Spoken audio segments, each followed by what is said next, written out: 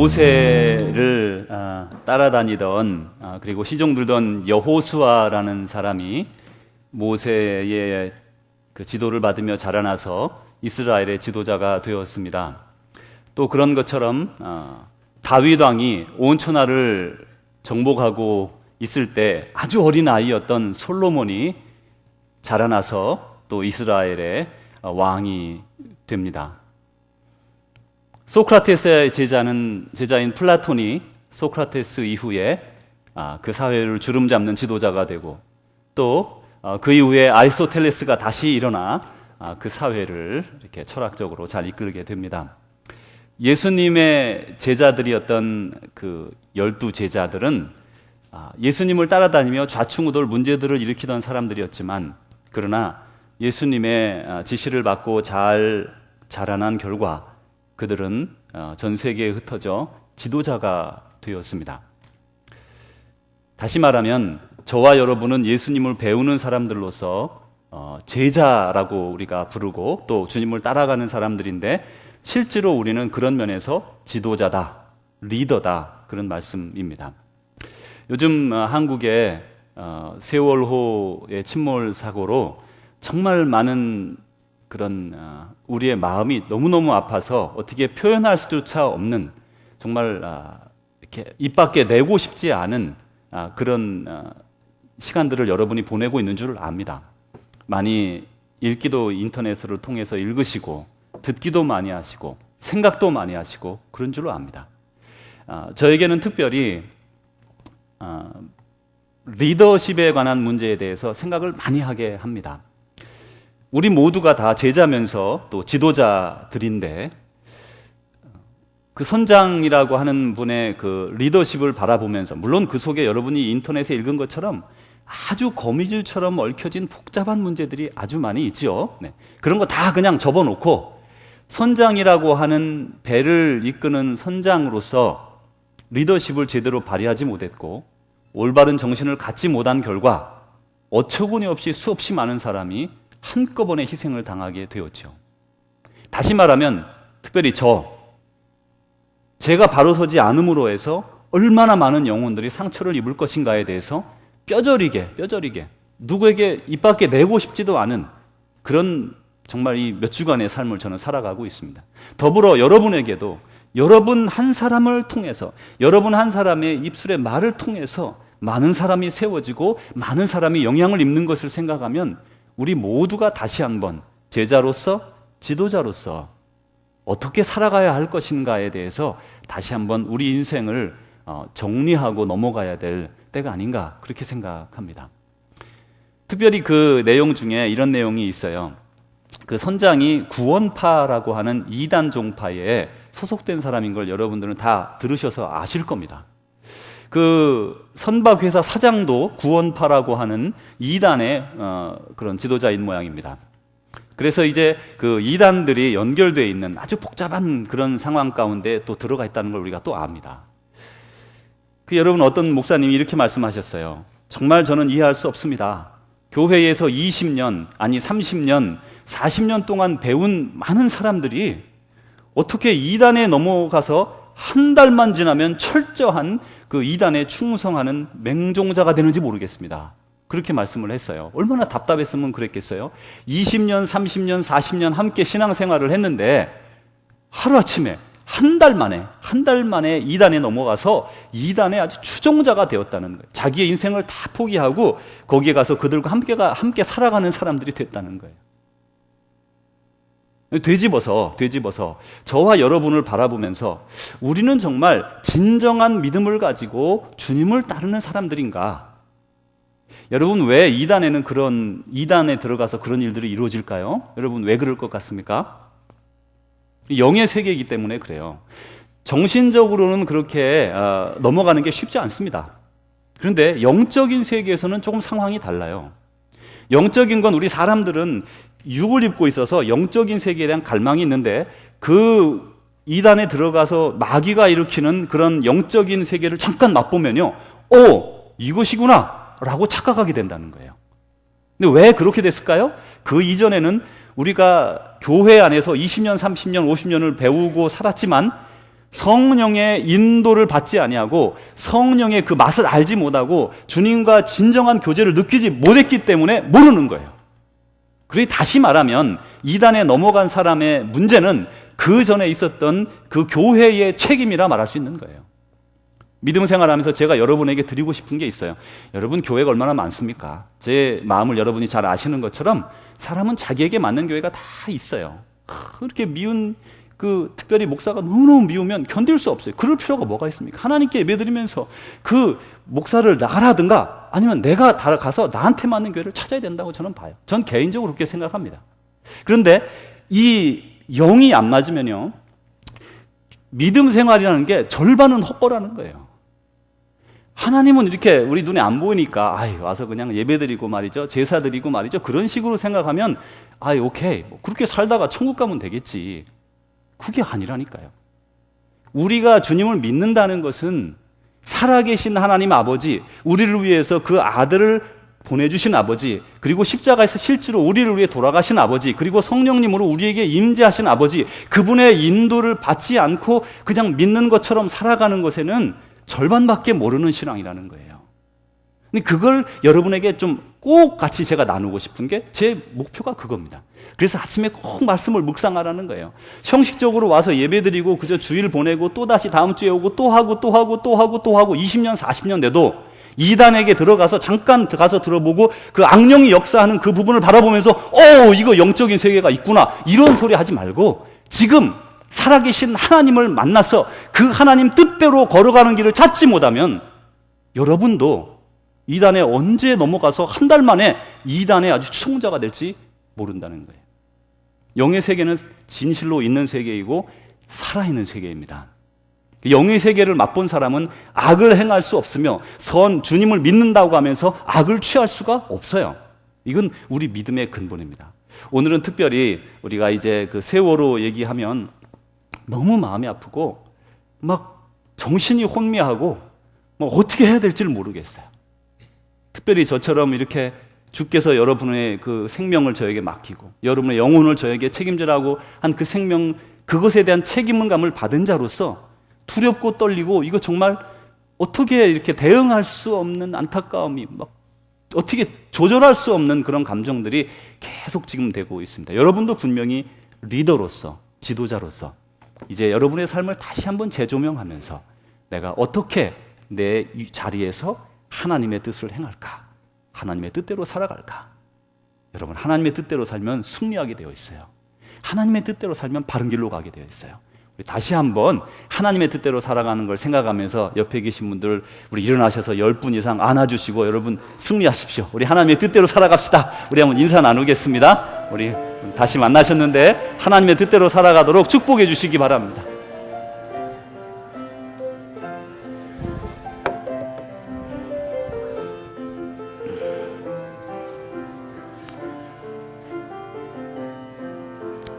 혹시 추우신 분이 있는지 모르니까 에어컨 약간만 좀 높여주시면 고맙겠습니다. 혹시 연세 드신 분들 추우실까요? 염려가 조금 됩니다.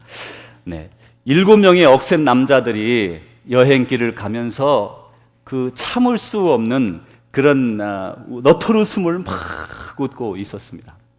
이 사람들은 불과 열흘 전에 그 길을 반대로 올라왔던 사람들인데 그때는 이들이 아주 대판 싸우고 있었어요.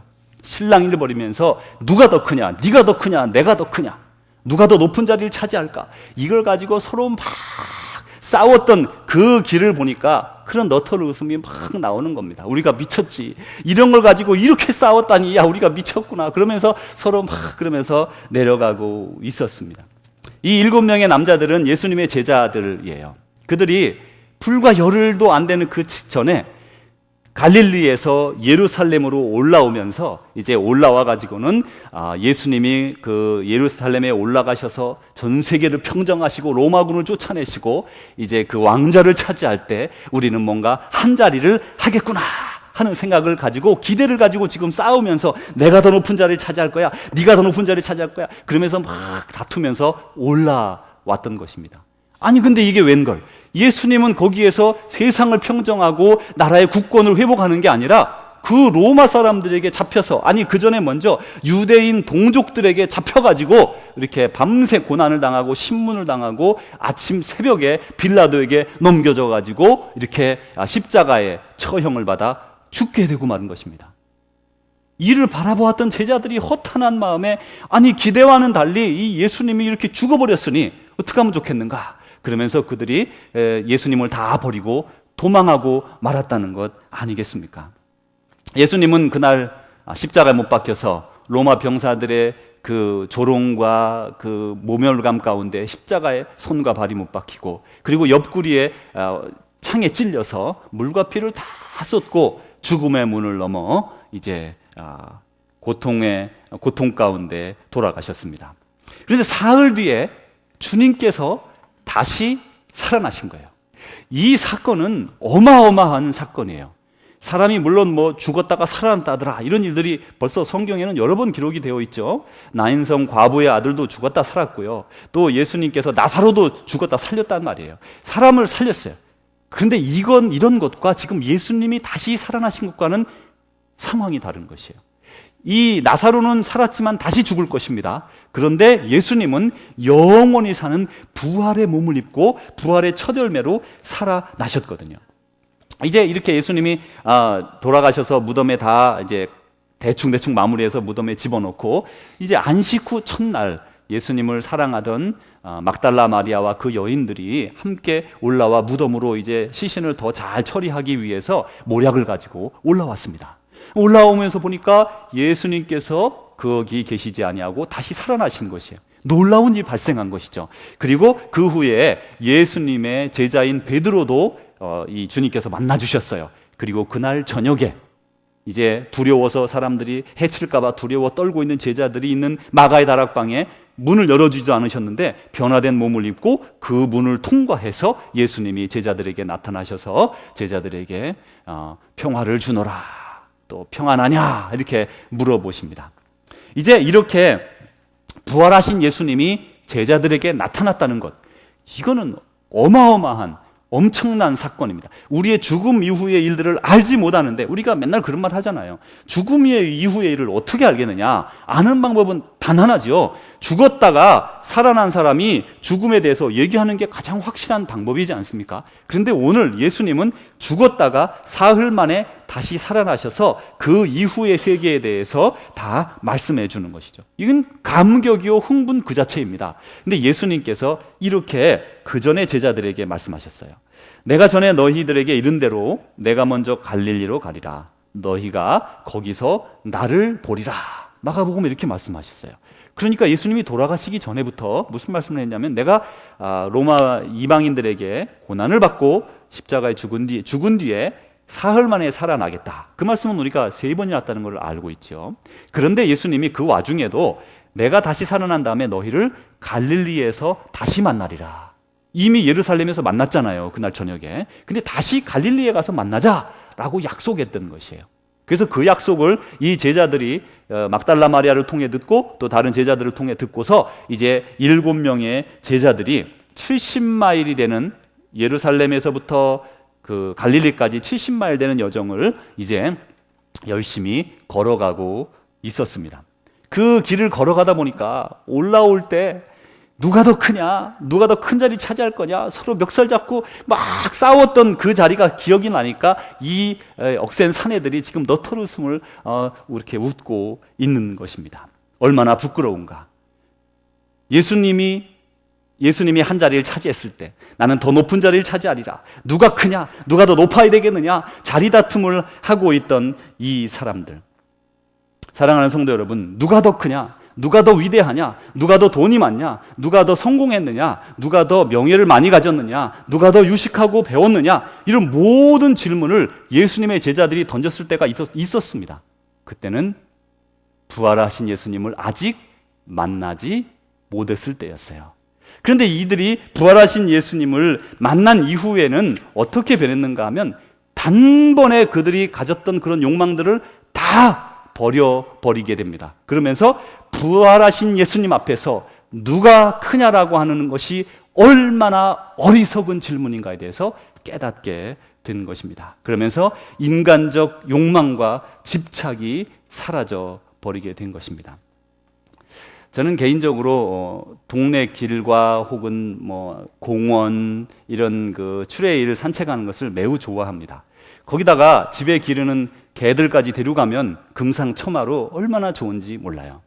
제가 읽은 어떤 글에 보니까 일상에서 참 기쁨이 생기면 나이가 들어가는 증거다. 그래가지고 제가 내가 벌써 나이가 들어가나 그런 생각이 들었는데 왜 그런지 예전에는 뭐 그랜드 캐년에 가보고 말이죠. 뭐 아주 훌륭하고 멋있는 곳에 가보는 것이 막 이렇게 좋고 막 그래서 세계를 많이 다니고 해서 뭐 아주 많은 나라를 다닌 것 같아요.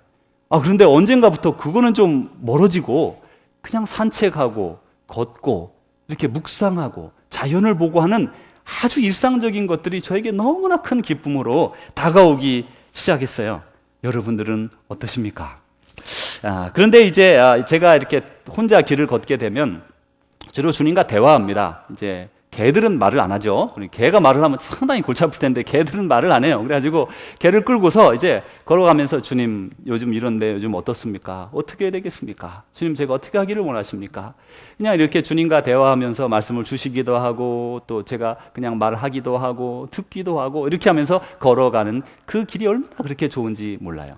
혹시 누가 동행을 하게 되면 도란도란 얘기를 나누는데 그때 주로 나누는 얘기는 어떻게 주님의 뜻을 우리가 이룰 거냐, 어떻게 우리가 충성된 길을 살을 거냐, 그런 얘기를 많이 나누게 됩니다. 아마 예수님의 제자들도 그랬을 거예요. 이 70마일이라고 하는 길은 여러분 걸어서 빨리 가는 모모 집사님은 1시간 안에 도착할 것이고 뭐 천천히 가는 모 집사님은 1시간 반은 걸려야 도착하시겠지만 70마일이면 1시간 자동차 거리인데 이 당시는요, 이스라엘은 이렇게 지형이 이 해안가에서 이렇게 높아집니다. 산이 가운데 쫙 있어요. 그리고 산이 다시 내려가서 깊은 요단강으로 내려갑니다. 사해는 해저잖아요, 그죠? 땅보다 더 낮은 해저죠. 그래서 이 가운데 산길을 타기도 하고, 산길이 아니면 산길은 사마리아를 거쳐야 되기 때문에 많은 사람들이 이 산길을 가지 않고 이 옆에 요단강 저 깊은 곳 골짜기로 내려가서 쭉 해서 갈릴리로 올라갔어요. 그게 보통 이 당시 여행 방법이었는데 70마일을 가는데 4일은 적어도 걸렸다고 합니다. 그래서 사흘에서 나흘에서 닷새 이렇게 4, 5일 정도를 걸려서 이렇게 올라가면서 이들이 같이 얘기합니다. 생각도 합니다. 또 가면서 자기들이 싸웠던 게 부끄러워서 그런 거 가지고 그 자존심 가지고 싸웠다는 그런 거 부끄러워서 서로 부끄러워하며 가면 예수님을 만나 무슨 말을 할까? 어떻게 하면 좋을까?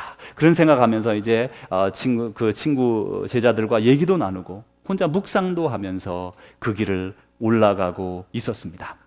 이제 예전에는 누가 더 크냐, 누가 더 뛰어나냐 거기에 막 초점을 맞추고 걸어갔던 그런 사람들이 이제는 문제가 되지 않습니다. 이제는 누가 더 크냐, 누가 더 위대하냐, 누가 더 성공했느냐 이런 거가 문제가 아닌 것을 깨닫게 되었습니다. 아니 이 제자들은 예전에도 이 어떤 것이 누가 더 크냐, 누가 더 성공했냐, 누가 더 대단하냐 이것을 중요하게 알았지만 사실 그들이 잘못 알고 있었던 것이죠. 그것은 예전에도 문제가 아니고 지금도 문제가 아닌 것입니다. 그것은 이제 예수님께서 이들에게 그것이 문제가 안 된다는 것을 부활 후에 이들이 깨닫게 된 것이죠. 이렇게 7명의 제자들이 얘기도 하고 생각도 하고 그러면서 나흘간의 길을 거쳐 이제 갈릴리 바닷가 디베랴에 도착했습니다. 그날 도착하자 이제 사람들이 휴식을 하면서 예수님 만나기를 이렇게 기다리고 있었습니다. 그런데 저녁이 되어도 오시겠다고 하는 예수님이 아직 안 나타나시자 이 제자들이 같이 만나 무엇을 할까 생각을 하고 있었어요. 그러다가 베드로가 이렇게 말했습니다. 나는 물고기나 잡으러 가야 되겠다 이렇게 말을 했습니다.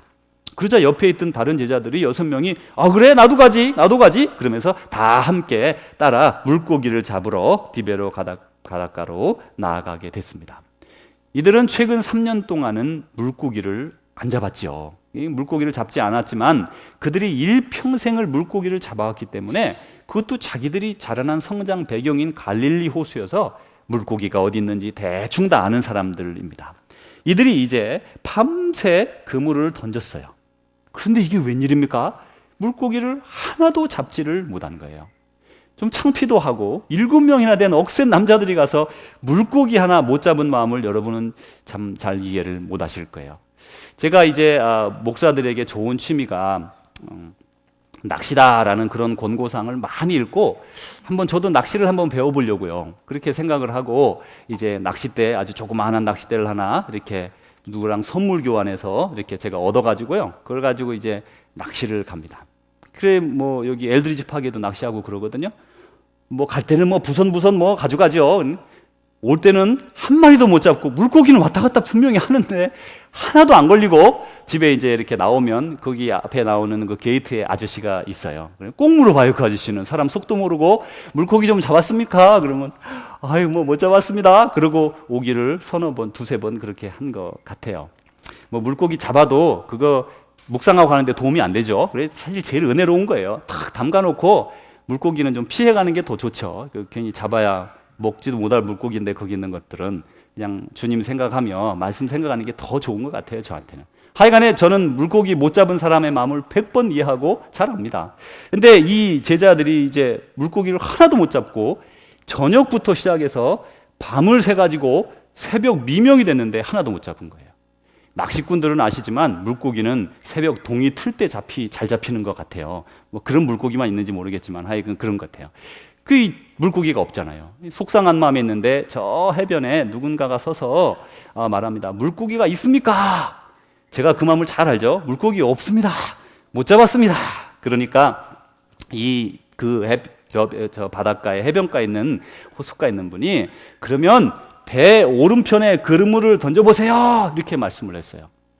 그러니 뭐 이제까지 이쪽에도 던지고 저쪽에도 던지고 마음대로 했지만 뭐 손해 볼 거 없잖아요. 그래가지고 이제 이 제자들이 7명이서 좋다 오른쪽에 던져보자 하고 확 던졌는데 그 그물에 물고기가 얼마나 많이 잡혔는지 작은 물고기는 빼고 큰 물고기만 153마리가 잡혔는데 여러분 이렇게 생각을 해보세요. 153마리. 153마리가 큰 물고기가 잡혔는데 그 물고기가 그물 안에 들어있는데 그물을 끌어올릴 수 없을 정도로 커서 무거워서 그물을 끌어당기지 못하고요. 그물을 잡은 채로 낮은 곳으로 끌고 나왔어요. 이게 실을 수 없으니까 너무 크니까. 우리는 이렇게 성경을 여기까지 읽으면 큰 물고기를 잡았군 이렇게 이제 넘어가겠지만 저는 이 마음도 제가 잘 압니다. 저는 이제 낚시를 한번 한국에서 청년들 데리고 이렇게 그런 수련회를 갔다가 낚시를 한번 가져가 봤어요. 우리 아들내미 어렸을 때 데려가 가지고 아빠가 낚시하는 거 한번 보여줄게. 낚시를 처음 해본 거예요. 그래가지고 확 던졌는데 딱 던지자마자 잡힌 거예요. 이게 꿈쩍도 안 하는 거예요. 얼마나 큰지. 확 잡아당겼더니 뒤에 있는 청년이 옷에 걸려가지고 앞으로 확 달려온 거예요. 아이고 어디 다른 데 걸렸으면 큰일 날 뻔했죠. 그리고 다시는 제가 안 하게 됐다는 거예요. 겁이 나가지고 뒷사람 잡을까 봐. 그런데 이제 어떤 우리 교회 김 집사님이라는 분이 이 지역에 이제 목사들이 모여서 교제하고 기도하고 저희가 서로를 위해서 늘 같이 이렇게 세워주고 합니다. 그런 이제 모임 가운데 우리 목사들 불쌍하다고 이제 한번 이렇게 여유를 갖게 해준다고 낚시를 데려가셨어요. 근데 여러분 그 낚시는요 호숫가에서도 할 수 있지만 바닷가에서도 할 수 있더라고요. 근데 바닷가에 가면 그 방파제 같은 데도 있고 그 피어라는 걸 만들어 가지고요 길게 바다 쪽으로 길게 길을 만들어 놓은 거예요. 입장료를 내죠.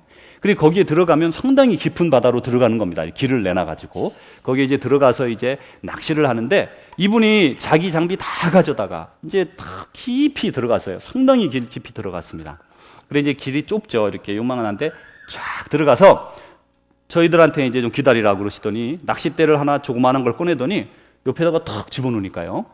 한 1초나 됐을까 정말로 그냥 이만한 제가 보기에는 꽁치만한 물고기들이 말이죠. 꽁치보다 좀 작거나 그만한 물고기가 그냥 서너 마리가 두두두둑 올라오더라고요. 그래서 아하 이거 잡는구나. 저는 그렇게 생각했어요. 이거 이제 담아가지고 집에 가서 꽁치조림 해먹는가 보다. 그랬더니 그걸 뚝 빼가지고 큰 낚싯대에다가 갈고리가 이만한 게 있어요. 거기다 등을 확 끼우는 거예요. 그러더니 다시 던지면서 저한테 붙잡고 있으라는 거예요. 어이? 이러고 이제 저는 모르니까 그러고 이제 붙잡고 있었죠. 그래 뭐 심심해서 이리도 돌리고 저희도 돌리고 그게 낚시가 아무나 하는 게 아니더라고요. 그 인내심이 필요하더라고요. 저희 뭐 압니까? 물고기가 또 자기가 살아가지고 돌아다녀요. 그래서 뭐 움직이는가 보다 하고 뭐 느낌이 있다니까 지가 막 돌아다니는 걸 붙잡고 있었어요. 한 5분이나 지났을까 정말 뭐가 확 당기는 듯한 느낌이 들었어요. 야, 이거 뭔가 물긴 물었구나. 그런 생각이 들어서 붙잡고 있었어요. 그랬더니 그냥 이게 얼마나 힘이 센지 제가 붙잡을 수가 없어서 그 도와주는 김 집사님이 오셔서 탁 받아가지고 막 이리 돌리고 풀었다 잡았다 해가지고 거기 수십 명들이 이제 낚싯대를 들이고 있었는데 다 피해 주더라고요, 그걸. 그래가지고 이리 갔다 저리 갔다 한 20분쯤 싸웠는지 그러고는 이제 피어 밑에 와가지고요. 이만한 갈고리가 삼지창이 있어요. 그거를 이렇게 탁 넣어가지고 이 무거우니까 줄로 안 올라오더구만요. 탁 꺼내오는데 여러분 글쎄 얼마나 했는지 아세요? 이 물고기가 글쎄 다 잡으면 요만한 거 잡고도 이만했다 그러는데 제가 또 말하면 분명히 적어도 그렇게 말할 거다 하겠지만 솔직히 말해서요 이만했어요. 이게 또 자꾸 이렇게 커지고 그러는데 이게 하여튼 저보다 조금 작은 그런 더 길어졌죠 또. 하여튼 이만한 물고기를 잡았어요. 이게 진실입니다. 제가 사진도 있어요. 그래가지고 이렇게 잡았는데 제가 잡은 거 하나도 없죠. 저는 물고기 잡아준 거 막대기만 들고 있다가 그분이 다 잡았어요. 그래가지고 그날 2-3마리 우리가 잡아가지고 왔는데 그 잡았을 때 저는 이 물고기 크구나 대단하구나 그 정도 감동밖에 없었어요. 물고기를 잡아본 적이 없으니까 여기 오면 원래 잡는가 보다. 근데 말이죠 어떤 다른 집사님이 그 물고기 잡으려고요 거기에 1년 2년 쫓아다녔는데 아직도 한 번도 못 잡은 집사님이 자주 가시는데 못 잡은 집사님이 있다는 거예요. 저는 이게 큰 줄 몰라요. 그냥 이만한 물고기가 있네. 그게 이름이 킹 매커럴이래요. 그게 한국말로 하면 왕고등어라네요. 왕고등어. 얼마나 흥분했으면 회도 한 점 안 먹었다는 거 아니에요. 그냥 잡는 건 줄 알고 좋았습니다 아주. 그런데 나중에 듣고 보니까 저보다 더 기뻤던 분이 있는데 그분이 바로 우리를 데려간 그 김 집사님이었어요. 왜냐면요 그거는 아무나 가서 함부로 잡는 물고기가 아니거든요. 안 나오는 물고기가 그날 목사들 왔다고 천사가 와서 끼워주는가 봐요. 그래가지고 다른 목사는 자꾸 2마리 3마리 이렇게 잡았다는 거 아니에요. 그래서 그날 이제 그거를 잡으면서 저는 별로 감동이 없었지만 그 물고기 잡으러 저희를 데려간 분은 감동이 더 컸던 거예요. 왜냐하면 그거는 그분도 한 번 가서 2-3마리씩 잡는 고기가 아니라는 거예요. 잘 안 잡히는 고기인 건데 그날 잡힌 거죠. 여기 어부들 보십시오. 물고기가 153마리 크게 잡혔구나. 그랬구나. 이게 아닌 거예요. 지금 막 엄청나게 큰 물고기들이 그물 안에 153마리가 가득 차서 막 끌어들일 수 없을 정도로 큰 물고기를 잡았어요. 이야, 대단하구나. 물고기에 집중합니다. 우리 사람은 그래요. 하나님이 주신 그 큰 물고기에 집중하는 게 사람이에요. 그런데 이 제자들에게 변화가 생겼어요. 그전에는 더 큰 자리, 더 위대한 거, 더 이름 나는 거, 그런 거에 막 집중했던 사람들이 그 큰 물고기, 하나님이 주신 풍성한 열매에 집중했던 사람들이 그 물고기가 아니라 그 물고기를 잡게 해주신 주님께 초점을 옮기고 있다는 거예요. 여러분, 우리가 사실 저는 저 자신의 형편을 잘 아는 사람이에요. 그냥 순 한국말로 하면 제 꼬라지를 제가 잘 압니다. 태어날 때부터 별것 아닌 사람으로 태어나 자라면서 이제까지 대단한 사람이 아니었어요. 근데 하나님은 저를 택하셔서 이 귀한 자리까지 이끌어 주셨는데 실패도 하고 넘어지고 죄악도 범하고 회개하고 엎어지고 자빠지고 그런 가운데 하나님이 순간순간 인도하셔서 오늘 저가 여기까지 왔는데 가장 먼저 저에게 건강 주시고 생명 주셔서 제가 오늘까지 살아서 여기에 있습니다. 운전사고 운전하면서 죽을 뻔한 적이 한두 번이 아니고 저나 여러분이나 마찬가지예요. 병 걸려서 죽을 뻔한 일도 한두 번도 아니고 하나님이 다 막아주셨고, 그리고 또한 공부시켜 주셔서 하나님의 말씀을 연구하고 집중적으로 기도할 수 있도록 시간 주시고 가르쳐 주시고, 또 목사로 여러분을 섬길 수 있도록 기회 주시고, 그리고 좋은 가정 주시고 좋은 자녀 주시고, 그리고 이처럼 좋은 교회에서 하나님을 섬기며 여러분을 섬길 수 있도록 해주셨다는 것. 여러분, 제가 어떻게 저 같은 사람이 제 하나같이 좋은 사람을 만나서 이렇게 결혼할 수 있었겠어요? 저 같은 사람이 어떻게 저희 집에 이렇게 좋은 자녀들이 태어나서 그놈들을 제가 이렇게 기르면서 기분 좋아하고 이렇게 즐거워할 수 있었겠어요? 제가 어떻게 여러분처럼 위대하고 귀한 분들, 하나님의 자녀들을 섬기면서 함께 믿음 생활할 수 있었겠어요? 이거는 제가 보기엔 저는 제 꼬라지를 잘합니다. 물론 뭐 어떤 사람들은 그러죠. 뭐 몇십만 명, 뭐 몇만 명 되는 큰 교회 목사님은 위대하고, 그리고 아주 뭐 100여 명 뭐 되는 교회는 위소하고, 위는 너무 커져봐야 좋을 것도 없어요. 그죠? 그럼 병만 나죠. 하여튼 그렇게 생각하지만 여러분 그렇지 않아요. 사람은 다 비교하면 크고 작은 게 다 있을 수 있어요. 하나님 눈에 보기에는 우리에게 이미 모든 것을 풍성하게 열매로 주셨다는 겁니다. 풍성한 열매를 저에게 부어주셨어요. 여러분도 여러분을 되돌아보십시오. 여러분 옛날부터 그 과정을 한번, 인생의 과정을 쭉 생각해 보세요. 옛날에 그 공산당이 왔을 때 총에 맞아 죽을 뻔했던 적이 여러분 있었잖아요. 하나님이 살려주셨잖아요. 여러분 병에 걸려 어려울 때 있었잖아요. 좌절해서 쓰러졌을 때 있었잖아요. 가정에서 정말 이혼의 위기에 맞닥뜨려서 이제 우리 가정은 끝이구나, 깨졌구나라고 생각하고 좌절했을 때 있었잖아요. 오늘 여기에 있잖아요, 여러분이. 하나님이 그런 모든 거 막아주시고 위기에서 구해주시고, 그리고 우리에게 능력 주시고, 사업에 수완 주시고, 직장 주시고, 생명 주시고, 건강 주시고, 그리고 공부할 수 있고, 학위 얻고, 이런 모든 것들은 지금 하나님이 우리에게 주신 풍성한 열매입니다. 지금 이 제자들이 보니까 막 이만한 고기가, 얼마나인지 모르지만 이만한 고기가 153마리가 막 그물에서 막 노는 거예요. 그걸 보면서 기뻐했지만 순간 그들은 눈을 돌려 주님을 바라보게 되는 거예요. 왜냐하면 주님은요, 그 물고기만 주시는 게 아니라 그 물고기 이후에 계속해서 우리에게 그 풍성한 열매로 계속해서 부어주실 것이기 때문에 그런 것이에요. 그분은 여러분을 절대 저버리지 않아요. 우리가 하나님을 떠날지언정 하나님은 우리를 저버리지 않습니다. 끝까지 우리와 함께 하기를 원하세요. 그래서 우리가 주님의 말씀을 따르기만 하면 계속해서 풍성한 열매가 우리 인생의 열매를 맺게 돼요. 이제 저와 여러분에게 같이 질문하고 싶습니다. 그 풍성한 열매, 퍼덕퍼덕거리는 이따만한 그 물고기들 153마리가 가득 찬 그 놀라운 그런 우리의 인생의 열매들, 여러분 그걸 바라보면서 무엇 하기를 원하십니까? 여기에는 아주 간단하게 답이 둘 중에 하나입니다. 첫 번째로는 하나님의 뜻을 행하기를 원하는 것이에요. 하나님이 이처럼 많은 물고기를 잡게 해주셨고, 하나님이 내 인생에 이처럼 위대한 자리에 이르게 하셨고, 하나님께서 이처럼 귀한 자리에 나를 이끌어 주셨다는 확신 가지고 하나님의 뜻을 행하는 것이에요. 두 번째로는 하나님께서 이처럼 귀한 것으로 내게 주셨고, 하나님께서 이처럼 귀한 많은 물고기로 풍성한 열매로 주셨으니 계속해서 내 것을 채우고 내 욕망을 채우리라. 둘 중에 한 가지 길을 우리는 지금 걷고 있고 미래에도 걷게 될 것입니다.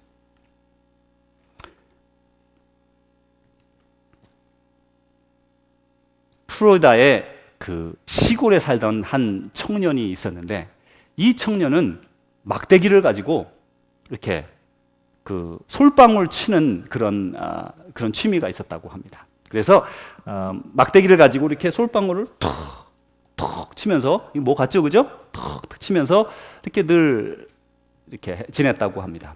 그러다가 이 사람은 골프라는 것을 배워본 적도 없이 그냥 솔방울 치기, 플로리다 시골에서 솔방울 치기를 하다가 프로 골프 선수가 되었는데, 그 사람이 지난 4월 13일, 불과 얼마 전이죠. 4월 13일 조지아주 어거스타 내셔널 골프장에서 막을 내린 78회 마스터스 골프 대회에서 우승한 버바 왓슨이라는 사람입니다. 이 사람은 2012년에도 마스터스 골프 대회에서 우승을 했었다고 합니다. 근데 이번에 또 2년 만에 다시 마스터스 골프 대회에서 우승을 했대요. 근데 마스터스 골프 대회가 뭔지 저도 잘 모르겠고, 아시는 분만 아시리라 암호 같은 얘기라고 생각을 합니다. 하여간 대단한 대회인가 봐요. 거기서 상금을 두 번째 이번에 우승해서 받았는데 162만 불을 받았다고 합니다. 근데 이분이 이렇게 말했어요. 이 세상엔 골프보다 중요한 게 많습니다. 프로 골프 선수인 그에게는 자기를 프로 골프 선수가 아니라 예수님의 제자, 그리스도인으로 불러달라, 이렇게 말하는 사람입니다. 그가 말하는 자기 삶의 가장 중요한 것 들어보십시오. 첫 번째, 나의 삶의 가장 중요한 것은 하나님입니다.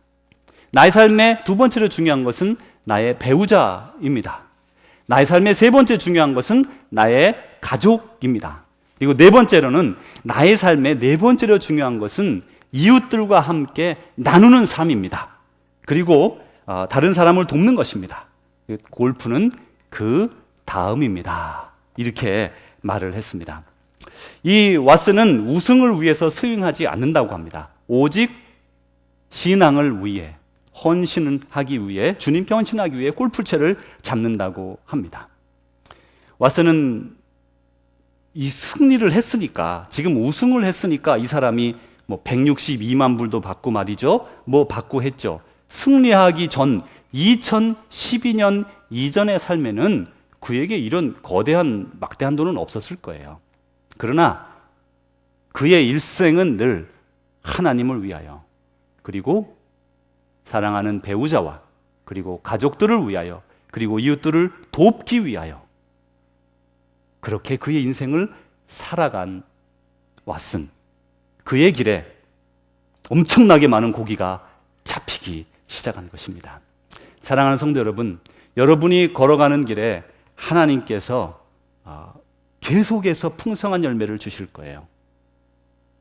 그런데 그 열매를 가지고 우리는 하나님을 따르는 삶을 살아가야겠습니다. 저와 제 아내는 이제까지 하나님께서 저와 제 아내에게 주신 수없이 많은 은혜가 있어요. 여러분들이 보기에는 작다고 할 수 있는, 어떤 사람이 보면 별것 아니네 그렇게 여겨지지만, 제 꼬라지를 저희가 아는 저에게는 분에 넘치는 풍성한 열매를 저희는 이미 받았습니다.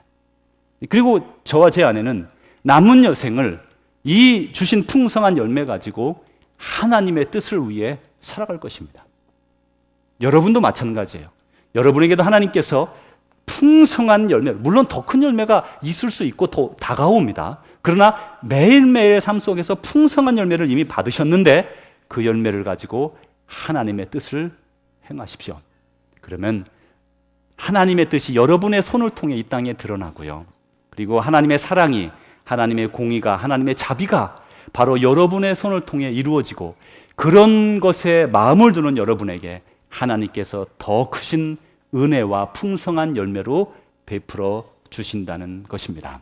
여러분 모두 그런 귀한 자리에 나아가고 하나님 앞에 나아가 큰 칭찬 듣는 저와 여러분 되기를 주님의 이름으로 축복합니다. 기도하겠습니다. 하나님 아버지 감사합니다.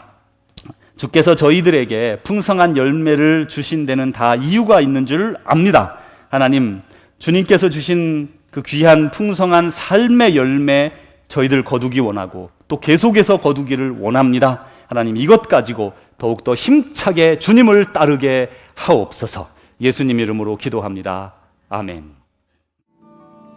사랑하는 주의 제자 여러분, 주님께서 우리의 인생에 가득 찬 풍성한 열매를 이미 허락하셨고 또 앞으로도 준비해 놓으신 많은 풍성한 열매들이 기다리고 있습니다.